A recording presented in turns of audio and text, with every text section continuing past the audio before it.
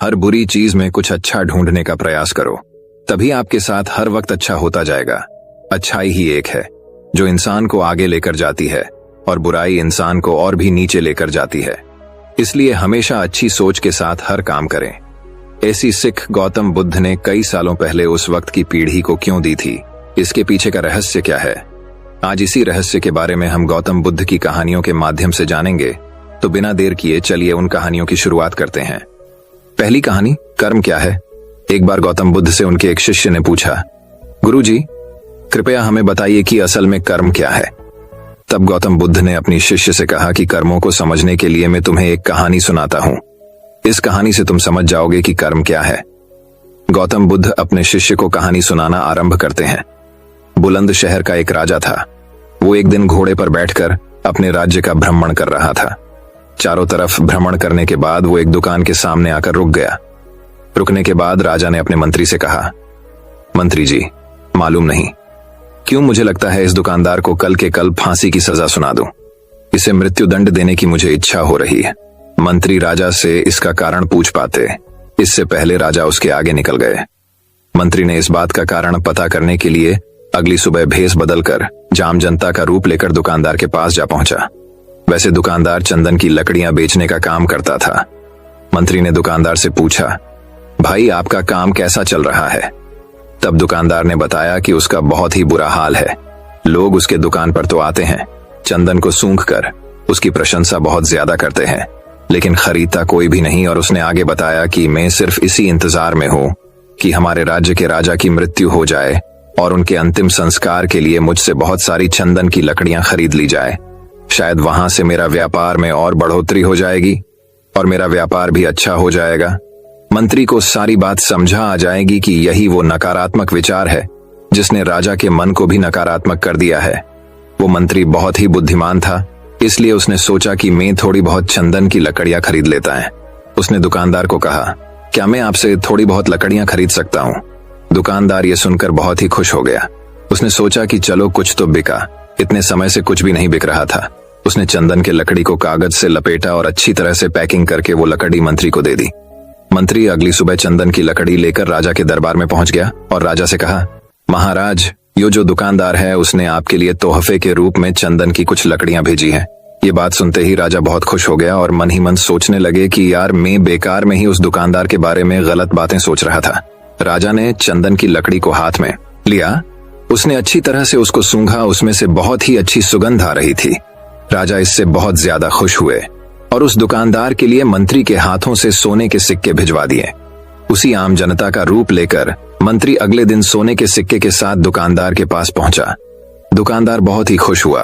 उसने सोचा, मैं राजा के बारे में कितनी गलत बातें सोच रहा था। राजा तो बड़े ही दयालु हैं दोस्तों। यहीं पर गौतम बुद्ध ने यह कहानी खत्म कर दिया। ये कहानी जब खत्म हुई तब गौतम बुद्ध ने पूछा कि अब आप बताइए कि कर्म क्या होता है। शिष्य ने उत्तर देते हुए कहा कि शब्द ही हमारे कर्म है। हम जो काम करते हैं वही हमारे कर्म है। जो हमारी भावनाएं हैं वही हमारे कर्म है। गौतम बुद्ध ने सभी शिष्य के जवाब सुनने के बाद ये कहा, आपके विचार ही आपके कर्म है। अगर आपने अपने विचारों पर नियंत्रण करना सीख लिया तब आप एक महान इंसान बन जाते हैं। जब आप अच्छा सोचते हैं तब आपके साथ अच्छा होता ही है और वो होता ही रहेगा। दोस्तों, आपने देखा कि अगर आप अच्छा सोचोगे तो दूसरे लोग अपने आप आपके बारे में अच्छा सोचने लग जाएंगे।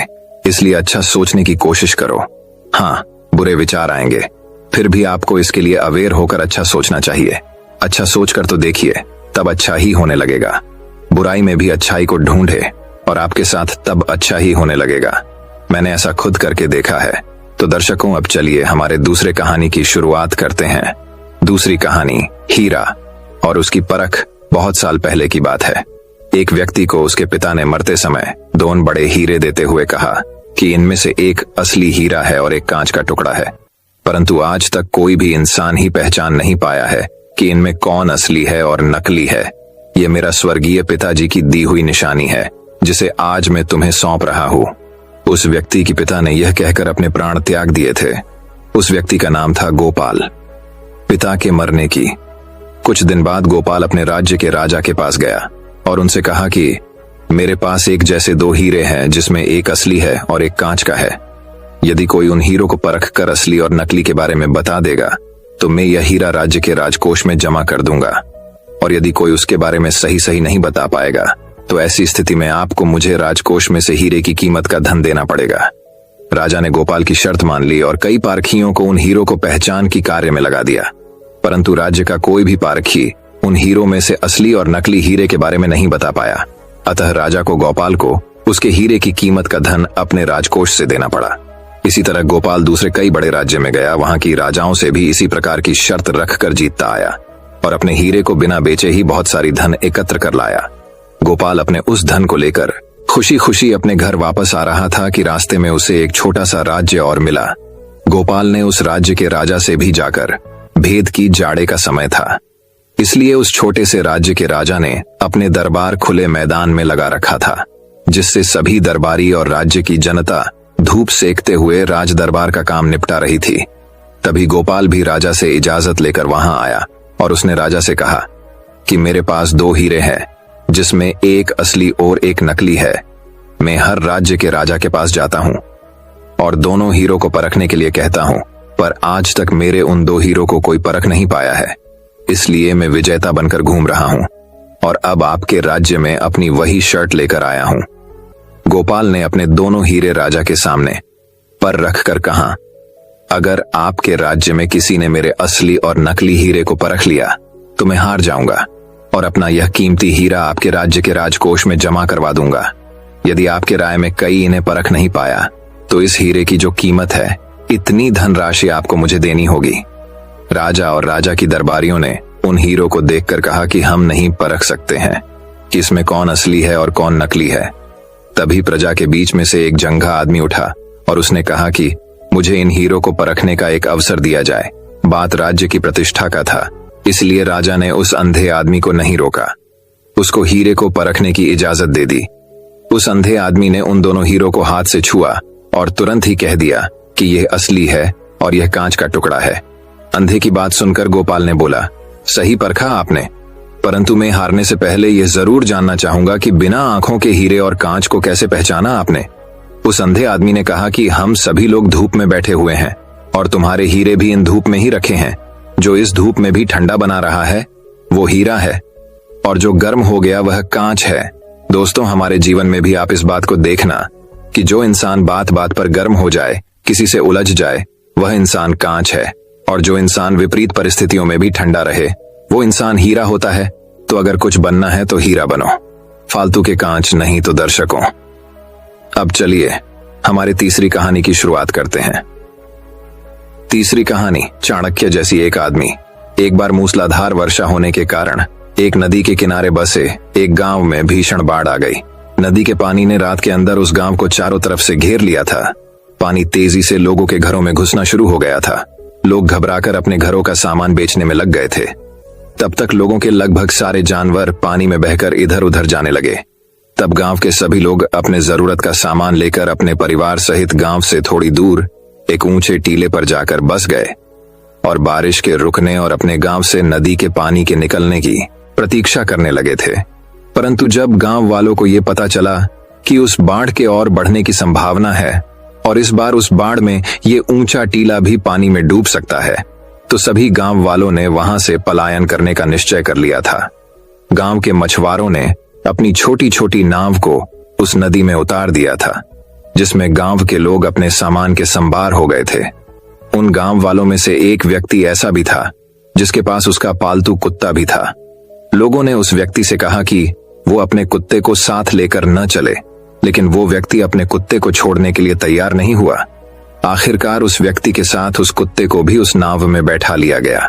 कुत्ता आखिर था तो जानवर ही, इसलिए वो नाव पर शांत कैसे बैठ सकता था।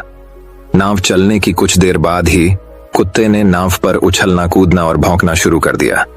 कुत्ते के डर से जब नाव से बैठे आदमी अपनी जगह से हिलते डुलते थे तो 2 छोटी सी नाव अपना संतुलन खोने लगती थी, जिससे नाव में बैठे सभी लोग घबरा जाते थे। कुत्ते का मालिक अपने कुत्ते को बहुत संभालने की कोशिश करता था, परंतु वे इन प्रयास में कामयाब नहीं हो पाता था। इसलिए अब उसे भी कुत्ते को अपने साथ लेकर आने की भूल पर पछतावा होने लगता है। कुत्ते के उछल कूद से जब सभी लोग बहुत परेशान होने लग जाते हैं, तब उस नाव पर सवार एक लड़का कुत्ते के मालिक से कहता है अगर आप कहते हैं तो मैं इस कुत्ते को 1 मिनट में सही कर सकता हूँ। अब कुत्ते के मालिक के पास उस लड़के के बात मान लेने के अलावा कोई चारा भी नहीं था और कुत्ते के मालिक के हाँ करते ही उस लड़के ने कुत्ते को उठाकर नदी में फेंक दिया। बस फिर क्या था, मैंने कुत्ता पानी के बहाव में जोर जोर से हिचकोले खाने लगा। वो अपनी जान बचाने की कोशिश में तेजी से उस नाव का पीछा करने लगा। कुछ देर तक सबक सीखने के बाद उस लड़के ने कुत्ते को सहारा देकर उस नाव पर वापस चढ़ा लिया। नाव पर वापस आते ही वो कुत्ता अपने मालिक के पैरों के पीछे दुबक कर चुपचाप मिनमिनाता रहा था। लड़के की इस चतुराई को देखकर नाव में बैठे लोग उसके बहुत प्रशंसा करने लगते हैं। कुत्ते का मालिक उस लड़के से पूछता है कि कुत्ते को शांत करने के लिए तुम्हारे दिमाग में ये युक्ति कैसे आई? वो लड़के ने सभी को समझाते हुए ये कहा कि कभी दूसरे की परेशानी या उनके दुख का पता हमें तब तक नहीं चल पाता जब तक हम स्वयं उस परिस्थिति में नहीं आते। इसी तरह इस कुत्ते को भी पता नहीं था कि इसकी वजह से हमारी जान को खतरा हो रहा है, मगर अब खुद पानी में गिरने के बाद इसे इस नाव की और परिस्थिति को समझ में आ गया। अब ये दोबारा उछल कूद नहीं करेगा। जब सभी लोग सुरक्षित नदी पार करके एक सुरक्षित स्थान पर पहुंच जाते हैं तो सभी एक बार फिर उस लड़के को धन्यवाद कहते हुए उसकी सूझबूझ और सीख की प्रशंसा करते हैं। उसी दिन से गांव के सभी लोग उस लड़के को चाणक्य की दूसरे रूप मानने लगे। तो दर्शकों, अब चलिए हमारे चौथी कहानी की शुरुआत करते हैं। चौथी कहानी, समय। एक बार स्वामी विवेकानंद को नदी पार करना था और वो नदी के पास में खड़े थे। तभी एक साधु ने आकर उनसे पूछा कि क्या आप ही स्वामी विवेकानंद हो? तब स्वामी जी ने जवाब दिया कि मैं ही स्वामी विवेकानंद हूं। तभी उस साधु ने पूछा कि स्वामी जी, आप यहां पर क्या कर रहे हो? स्वामी जी ने कहा कि मुझे नदी पार करना है और मैं नाव का इंतजार कर रहा हूं। तभी साधु ने घमंड में कहा, तुम इतने बड़े इंसान हो, कई सारे लोग तुम्हें अपनी प्रेरणा का स्रोत मानते हैं और तुम एक नदी पार नहीं कर सकते। देखो, मैं तुम्हें नदी पार करके बताता हूं। तभी उस साधु ने पानी पर चलकर उस नदी को पार किया और फिर से पानी पर चल करके स्वामी जी के पास लौट कर आए और स्वामी जी को बोलने लगे कि देखो, मेरे पास इतनी शक्ति है, मेरे पास इतना टैलेंट है, मेरे पास इतना ज्ञान है, उसके बावजूद भी मुझे कोई नहीं जानता। और तुम्हारे पास कोई ज्ञान नहीं, कोई शक्तियां नहीं, उसके बावजूद भी तुम्हें सब जानते हैं। तभी स्वामी जी मुस्कुराए और साधु से पूछा कि तुम्हें यह विद्या सीखने में कितना टाइम लगा? साधु ने कहा कि 15 साल। इतने में स्वामी जी नाव आ गई और स्वामी जी ने साधु को नाव में बैठाया और वहां से चल दिए। दोनों ने नाव में बैठकर नदी पार की और नदी पार करने के बाद स्वामी जी ने अपनी जेब से 1 रुपए बाहर निकाला और उस नाव वाले को दे दिया, यानी कि दोनों के मिला के 50 पैसे यानी 1 रुपए उन्हें दे दिया। तभी स्वामी जी ने साधु से कहा कि जो काम तुम पीछा पैसे में कर सकते थे, उसके लिए तुम अपनी जिंदगी के बहुत कीमती पढ़ाते साल बर्बाद कर दिए, और अगर यही पढ़ा साल तुम अगर समाज के भलाई के लिए लगाते तो आज तुम्हें भी पूरी दुनिया जानती, और मैंने यही किया, इसलिए आज मुझे पूरी दुनिया जानती है और तुम्हें कोई नहीं जानता। और स्वामी जी ने फिर से उस साधु से कहा कि तुम्हारी तरह ही कई सारे लोग इसी तरह से अपने दिन, हफ्ते, महीने और साल लगा देते हैं जिनका उनकी जिंदगी में कोई मतलब नहीं निकलता। इसलिए दोस्तों, आप अपनी टाइम को ऐसी जगह पर लगाओ जहां पर उसका एक्चुअल में कोई मतलब निकले, क्योंकि टाइम से बढ़कर इस दुनिया में कोई भी इंपॉर्टेंट चीज नहीं है। अगर समय बर्बाद तो जिंदगी भी बर्बाद। आपने अक्सर ज्यादातर लोगों को कहते सुना होगा, काश समय रहते ही हमने उस काम को कर लिया होता तो आज हम वो बन जाते, या काश अगर उस टाइम हम अपने कितनी वक्त को बर्बाद नहीं किया होता घूम फिर के, पार्टी करके, तो आज हम जिंदगी में कुछ कर लेते। तो दर्शकों, अब चलिए हमारे 5वीं कहानी की शुरुआत करते हैं। 5वीं कहानी, लोग तो हमेशा फायदा उठाएंगे। एक समय की बात है, एक राजा था जिसने अपने जीवन काल में कई लड़ाइयों जीती और काफी हद तक अपने साम्राज्य का विस्तार किया, क्योंकि समय के साथ राजा की सूझबूझ और साहस के कारण साम्राज्य बढ़ता गया। राजा या तो अपने शत्रुओं को परास्त करके वहां अपने साम्राज्य का झंडा गाड़ देता था, या फिर शत्रु स्वयं उसके सामने आत्मसमर्पण कर देता था। साम्राज्य के अंदर भी सुख और शांति का माहौल था। लोग बिना किसी डर के खुशी से रहते थे। इसी तरह उनका जीवन 55 वर्ष का रहा। स्पान राजा बहुत खुशी और धूप के साथ रहता था, लेकिन अब वह वयस्क हो चुका था। उसका एक ही बेटा था जिसकी उम्र सिर्फ 15 साल थी। राजा जानते थे कि इतने बड़े साम्राज्य पर शासन करने के लिए उम्र से ज्यादा समझदारी और कुछ महत्वपूर्ण बातें मायने रखती हैं। जो इन बातों को अपना लेता है वह इतने बड़े साम्राज्य पर आसानी से शासन कर सकता है। तभी एक दिन राजा ने बेटे को अपने कक्ष में बुलाया और कहा कि सुनो बेटा, ऐसा नहीं होता, इससे कोई फर्क नहीं पड़ता। कि आप 15 साल के हैं या 55 साल के, दुनिया आपकी हैसियत के मुताबिक आपकी इज्जत करेगी। हर कोई चाहता है कि लोग उसकी इज्जत करें, उसे मजबूत समझें, लेकिन यह इतना आसान नहीं है। अगर आप चाहते हैं कि लोग आपका सम्मान करें तो सबसे पहले यह याद रखें, कभी किसी से आपका सम्मान करने के लिए न कहें, किसी से सम्मान की भीख न मांगें। यह कमजोरी की निशानी है, क्योंकि सम्मान लोगों के लिए एक शक्ति है। आप बने इतना अनमोल और शक्तिशाली ताकि उन्हें आपका सम्मान करना पड़े। क्या आप जानते हैं लोग समुद्र का सम्मान क्यों करते हैं? क्योंकि वह किसी को भी उसका सम्मान करने के लिए नहीं कहता है। समुद्र की शक्ति से प्रभावित लोग उसका सम्मान करते हैं, क्योंकि वह शक्तिशाली है। लोगों के मन में समुद्र के प्रति सम्मान के अलावा आपके पास उस तरह की ताकत बनने का कोई और तरीका नहीं है ताकि लोगों को किसी भी स्थिति में आपका सम्मान करना पड़े। इसके लिए आप स्वयं को जीवन के हर पहलू में मजबूत और शक्तिशाली बनाएं। अपना वादा हमेशा पूरा करें, इससे आपको स्वचालित रूप से सम्मान मिलेगा। साथ ही दयालु बने और दूसरों का भी सम्मान करें। ये याद रखें कि हमेशा दूसरों से सीखते रहें। कुछ न कुछ घटित होता रहता है, आप कभी भी सब कुछ नहीं जान सकते। जीवन की वास्तविक शिक्षा भी वास्तविक जीवन से ही मिलती है। युवावस्था में आप जितनी अधिक चुनौतियों का सामना करेंगे, आप उतने ही अधिक मजबूत बनेंगे। आने वाले समय में आप और अधिक प्रगति करेंगे। यह जीवन का वह समय है जहां आपको लड़कियों के प्यार में नहीं पड़ना है, बल्कि खुद को मजबूत बनाने पर ध्यान केंद्रित करना है।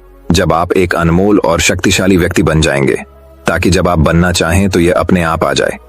अपने जीवन में बेहतरी लाएं और आगे बढ़ना शुरू करें, तो कुछ लोग आपको पीछे खींचने की कोशिश करेंगे। ये लोग आपके मित्र या परिवार में से कोई भी हो सकते हैं, या आपके सपनों का मजाक उड़ाएंगे, या आपको ऐसी आदतें अपनाने के लिए कहेंगे जिससे आपका समय और ऊर्जा बर्बाद होती है, क्योंकि वे आपको आगे बढ़ते नहीं देखना चाहते हैं।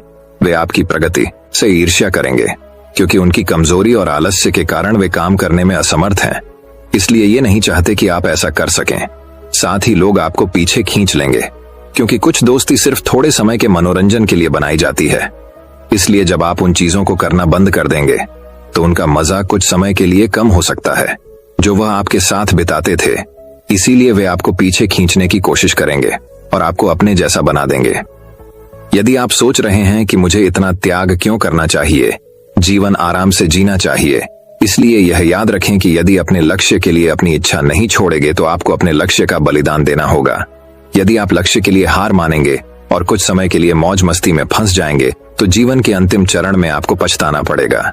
राजा ने आगे कहा, जब आप लक्ष्य के लिए काम करना शुरू करेंगे तो आपको ऐसे नए लोग मिलेंगे जो आपको समझेंगे और आपको आगे बढ़ने में मदद करने के लिए तैयार होंगे। इसलिए उन लोगों को प्राथमिकता देना शुरू करें जो आपके मूल्यों और लक्ष्यों के साथ संरेखित हों। बस उन लोगों से दूर हो जाएं जो आपको रोक रहे हैं और उनके साथ रहकर आपका भविष्य अद्भुत हो। बुरे लोग आपके परिवार के सदस्य और दोस्त भी हो सकते हैं, इसलिए उनसे दूर से ही प्यार करें। पहले इसके लिए आपको सफल आदतें अपनानी होंगी। कई बार आपको दूसरी जगह जाकर रहना पड़ता है।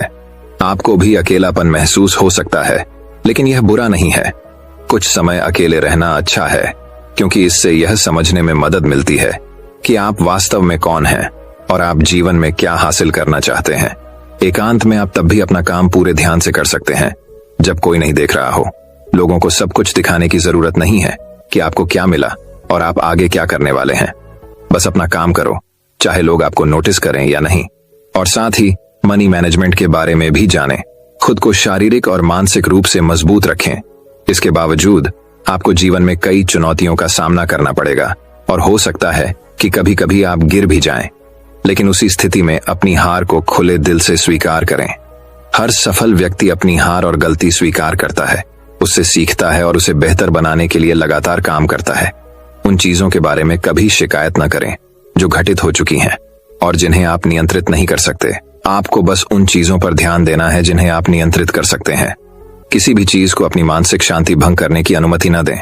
इसके लिए नियमित रूप से ध्यान और प्रार्थना करें। याद रखें कि एक व्यक्ति केवल उतना ही महान हो सकता है जितना वह कल्पना कर सकता है। इसीलिए एक बड़ा लक्ष्य बनाएं। जो कुछ भी आपको मिला है उसके लिए भगवान का शुक्रिया अदा करें। उनसे साहसी बनने और जीवन के हर पहलू में जीत हासिल करने की प्रार्थना करें। लोगों को यह समझने के लिए यह याद रखें कि जीवन पूरी तरह से परिप्रेक्ष्य पर निर्भर करता है। एक ही स्थिति में एक व्यक्ति का अपने प्रति दृष्टिकोण दूसरे से बिल्कुल भिन्न हो सकता है। यह प्रत्येक व्यक्ति के विचारों, भावनाओं और व्यवहार पर निर्भर करता है। वह उस चीज को कैसे देखता है। कभी निराश मत होना, अच्छी चीजों पर ध्यान दें। नकारात्मक रवैया आपके जीवन को निराशाजनक बना देगा। भले ही आपके पास बहुत सारा धन और शक्ति हो, जैसे जैसे आप अपने जीवन में आगे बढ़ेंगे तो आप देखेंगे कि आपके दोस्तों का समूह छोटा होता जा रहा है। लेकिन अगर आप बारीकी से देखेंगे तो आपको यह देखकर खुशी होगी कि उनमें से प्रत्येक में कुछ विशेष विशेषताएं होंगी जिनसे आप सीखेंगे और आपको आगे बढ़ने की प्रेरणा मिलेगी। अपने जीवन में जिम्मेदार बने। किसी ऐसे व्यक्ति को अपने साथ ले जाएं जिसे आप अपनी संपत्ति और शक्ति के बारे में सच बता सकें, और वह भी बिना डरे आपकी गलतियों और कमजोरियों के बारे में आपको सच बता सके। क्योंकि एक कड़वा सच हजारों मीठे झूठों से अधिक शक्तिशाली होता है। आपको यह पता चल जाएगा कि वास्तव में आप अपनी शक्ति और संपत्ति में कहां हैं। आपको और कितनी प्रगति करने की आवश्यकता है मेरे बेटे। इन बातों को अपने जीवन में अपनाकर तुम समय के साथ एक बेहतर इंसान बन जाओगे। जीवन में एक ऐसे मुकाम पर पहुंचे जहां लोग आपको बहुत मूल्यवान समझेंगे। लड़कियां आपके साथ रहना चाहती हैं। शक्तिशाली लोग आपसे दोस्ती करना चाहते हैं। इस अवसर पर जीवन आपके लिए एक खेल बन जाएगा। आप जो चाहें चुन सकते हैं और पसंद का काम करने के लिए विकल्प होंगे। जिस लड़की से आप प्यार करते हैं उससे शादी करें। आपके लिए यह आसान होगा। इस मंजिल पर मौज मस्ती करें और जीवन का आनंद लेना। ठीक है, लेकिन आप जो भी करें अपने मूल्यों और सिद्धांतों को कभी न भूलें जो आपको यहां तक लाए हैं। कई लोग सफल होने के बाद फिर से उसी पुरानी स्थिति में पहुंच जाते हैं क्योंकि वह सफलता की चकाचौंध में खो जाते हैं। अपने मूल्यों और सिद्धांतों को भूल जाओ जो मिला उन्हें यहां, और यही एक चीज उन्हें सफलता के शिखर से नीचे गिरा देती है। और जैसा कि मैंने आपको शुरुआत में कहा था कि दयालु बने और कभी भी सीखना बंद न करें, क्योंकि आप एक बार जीत गए हैं तो इसका मतलब यह नहीं है कि आप हमेशा जीतेंगे। ये हमेशा जरूरी है जीतने की ताकत। इसलिए कभी भी अपने आप को निराश न करें। जीवन के हर पहलू में हमेशा अपनी ताकत बढ़ाते रहें।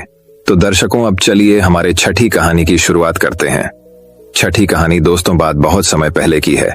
एक बार राजा चंद्रसेन उनके मंत्री माधव से नाराज हो गए और उन्होंने माधव को राज्य छोड़ने का आदेश दे दिया। माधव भी अपने राजा के आदेश का पालन करते हुए राज्य छोड़कर चले गए। कुछ दिन बीते और राजा चंद्रसेन को माधव की याद आने लगी, क्योंकि चंद्रसेन को सभा में कोई भी निर्णय लेना होता था तो वह माधव की सलाह से ही लेते थे और उन्हें निर्णय लेने में आसानी होती थी। फिर एक दिन चंद्रसेन ने अपने सैनिकों को कहा कि जाओ माधव को ढूंढकर मेरे पास वापस लाओ। सभी सैनिक माधव को ढूंढने के लिए एक गांव से दूसरे गांव जाने लगे, लेकिन उनको माधव नहीं मिला। फिर राजा चंद्रसेन ने माधव को ढूंढने के लिए योजना बनाई और उन्होंने अपने सैनिकों को कहा कि जाकर गांव में संदेश दो कि मुझे हर गांव से बुद्धि से भरा हुआ घड़ा चाहिए। अगर गांव का मुखिया बुद्धि से भरा हुआ घड़ा नहीं लाएगा तो उसे घड़े में हीरे जवाहरात भरकर लाने होंगे। ये संदेश सभी गांव वालों के पास पहुंच गया और सभी गांव के मुखिया परेशान हो गए। सभी गांव के मुखिया ने अपने गांव में सभा बुलाई। तभी एक गांव में माधव एक किसान के खेत में बेस बदलकर काम कर रहे थे। जब सभा बुलाई गई तो माधव भी वहां पहुंचे। जैसे राजा अकबर ने कहा था, गांव के मुखिया ने वैसा ही गांव वालों को बताया और सभी चिंतित हो गए। फिर माधव ने कहा कि आप मेरे को एक घड़ा दे दो और मैं 1 महीने के बाद में उसमें बुद्धि भरकर आपको दे दूंगा। आप जाकर राजा को दे देना। गांव वालों के पास और कोई चारा नहीं था और सभी माधव की बात से सहमत हो गए। फिर माधव वहां से अपने खेत में चले गए। वहां जाकर टहनी के साथ लगे हुए कद्दू को घड़े के अंदर डाल दिया और टहनी को काटा नहीं। माधव उस कद्दू को अच्छे से खाद देते रहे और महीना पूरा हो गया और कद्दू का आकार भी बहुत बड़ा हो गया। अब कद्दू इतना बड़ा हो गया था कि वह घड़े के आकार से भी बड़ा लगने लगा था और उसे घड़े से बाहर नहीं निकल सकता था। फिर माधव ने घड़े को कपड़े के साथ ढककर गांव के मुखिया को दिया और कहा कि जाकर राजा चंद्रसेन से कहना कि घड़े के अंदर बुद्धि है और इस घड़े को बिना तोड़े और इसको बिना कांटे बाहर निकालना है। गांव का मुखिया राजा चंद्रसेन के पास गए और उन्होंने वही कहा जो माधव ने कहा था। राजा अकबर ने कपड़ा उतारा तो देखा कि उसके अंदर कद्दू है और चंद्रसेन समझ गया कि यह सोच और कोई नहीं रख सकता है, यह माधव घड़े का ही दिमाग है। फिर राजा चंद्रसेन ने गांव के मुखिया से पूछा कि यह घड़ा उसे किसने दिया है। मुखिया ने बताया कि हमारे गांव के एक किसान के खेत में एक आदमी काम करता है, उसने यह घड़ा मुझे दिया है। फिर चंद्रसेन गांव के मुखिया और सैनिकों को साथ लेकर उस खेत में गए और जाकर माधव को मिले और माधव से माफी मांगी। दोस्तों, ये कहानी हमें यह शिक्षा प्रदान करती है कि इस कहानी से हमें यह शिक्षा मिलती है कि सूझबूझ के साथ हर समस्या का हल निकाला जा सकता है। तो दर्शकों, अब चलिए हमारे 7वीं कहानी की शुरुआत करते हैं। 7वीं कहानी, वही एक और कहानी, कुछ इस प्रकार शुरू होती है। एक गांव में एक मालिक के पास अनेकों गुलाम हुआ करते थे। उन्हीं में से एक था लुकमान। लुकमान था तो सिर्फ एक गुलाम, लेकिन वह बड़ा ही चतुर और बुद्धिमान था। उसकी ख्याति दूर दराज के इलाकों में फैलने लगी थी। एक दिन इस बात की खबर उसके मालिक को लगी। मालिक ने लुकमान को बुलाया और कहा, सुनते हैं कि तुम बहुत बुद्धिमान हो। मैं तुम्हारी बुद्धिमानी की परीक्षा लेना चाहता हूं। अगर तुम इस परीक्षा में पास हो गए तो तुम्हें गुलामी से छुट्टी दे दी जाएगी। अच्छा जाओ, एक मरे हुए बकरे को काटो और उसका जो हिस्सा बढ़िया हो उसे ले आओ। लुकमान ने आदेश का पालन किया और मरे हुए बकरे की जीभ लाकर मालिक के सामने रख दी। कारण पूछने पर कि जीभ ही क्यों लाया, लुकमान ने कहा, अगर शरीर में जीभ अच्छी हो तो सब कुछ अच्छा ही अच्छा होता है। मालिक ने आदेश देते हुए कहा, अच्छा, इसे उठा ले जाओ और अब बकरे का जो हिस्सा बुरा हो उसे ले आओ। लुकमान बाहर गया, लेकिन थोड़ी ही देर में उसने उसी जीभ को लाकर मालिक के सामने फिर रख दिया। फिर से कारण पूछने पर लुकमान ने कहा, अगर शरीर में जीभ अच्छी नहीं तो सब बुरा ही बुरा है। उसने आगे कहते हुए कहा, मालिक, वाणी तो सभी के पास जन्मजात होती है, परंतु बोलना किसी किसी को ही आता है। क्या बोलें, कैसे शब्द बोलें, कब बोलें, इस एक कला को बहुत ही कम लोग जानते हैं। एक बात से प्रेम झड़ता है और दूसरी बात से झगड़ा होता है। कड़वी बातों ने संसार में न जाने कितने झगड़े पैदा किए हैं। इस जीभ ने ही दुनिया में बड़े बड़े कहर ढाए हैं। जीभ 3 इंच का वो हथियार है जिससे कोई 6 फीट के आदमी को भी मार सकता है तो कोई मरते हुए इंसान में भी प्राण फूंक सकता है। संसार के सभी प्राणियों में वाणी का वरदान मात्र मानव को ही मिला है। उसके सदुपयोग से स्वर्ग पृथ्वी पर उतर सकता है और दुरुपयोग से स्वर्ग भी नरक में परिणत हो सकता है। भारत के विनाशकारी महाभारत का युद्ध वाणी के गलत प्रयोग का ही परिणाम था। मालिक लुकमान की बुद्धिमानी और चतुराई भरी बातों को सुनकर बहुत खुश हुए। आज उनके गुलाम ने उन्हें एक बहुत बड़ी सीख दी थी और उन्होंने उसे आजाद कर दिया। मित्रों, मधुर वाणी एक वरदान है जो हमें लोकप्रिय बनाती है। वहीं कर्कश या तीखी बोली हमें अपयश दिलाती है और हमारी प्रतिष्ठा को कम करती है। आपकी वाणी कैसी है? यदि वो तीखी है या सामान्य भी है तो उसे मीठा बनाने का प्रयास करिए। आपकी वाणी आपके व्यक्तित्व का प्रतिबिंब है, उसे अच्छा होना ही चाहिए। दोस्तों, मैं उम्मीद करता हूँ कि यह कहानी सुनने से आपके जीवन में अच्छे बदलाव आए होंगे। आपको इस वीडियो से क्या सीखने मिला ये कमेंट करके जरूर बताएं और अपने परिवार, दोस्तों या आपके करीबी इंसान के साथ ये कहानी शेयर करके उन्हें भी इस ज्ञान से परिचित करवाएं। बाकी अगर आपको ये वीडियो दिल से अच्छी लगी हो तभी इस वीडियो को लाइक कर देना और आपने अब तक इस चैनल को सब्सक्राइब न किया हो तो चैनल को सब्सक्राइब भी जरूर कर देना। आपका हर दिन शुभ हो और खुशियों से आपका जीवन भरा रहे। धन्यवाद। नमो बुद्धाय।